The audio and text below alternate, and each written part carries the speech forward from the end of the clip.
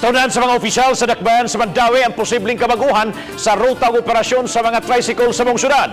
Kinultusab sa direktiba gikan sa Department of Interior and Local Government nga higpit na gyung nga idili o ibawal ang mga tricycle nga moagi sa national highways. Adunay live update si Nico Sirino. Nico?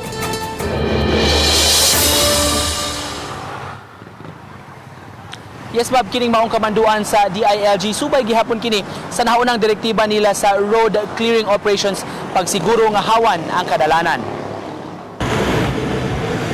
Pinaagi sa executive order, miumol og Tricycle Task Force ang Mandaue City Hall. Sila ang mutuon sa sitwasyon og muhimo og route plan alang sa mga tricycles. Subay kini sa mando gikan sa DILG nga hingpit na unya nga iban ang mga tricycles nga moagi sa mga national roads ug highways. Pasabot ni ini nga ang mga tricycle ug pedicab adto ra gyud pabiyahion sa mga barangay roads. Aminado ang syudad nga dunay pipila ka mga national roads nga girotahan sa mga tricycle kay walay laing public transport nga mag-agian. Sa una to mahatag nga alternative para sa ato ang mga tricycle drivers or unsa tong mga ruta nga silbi bag-ong ruta nga ma-serve dili na mo agi sa national highways.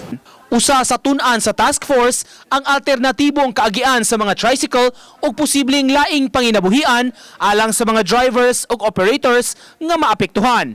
Inigwagtang nato sa tricycle dili sa nato anang wagtangon ang fact nga kaning tricycle panginabuhian is mga ubang mandawihan nun.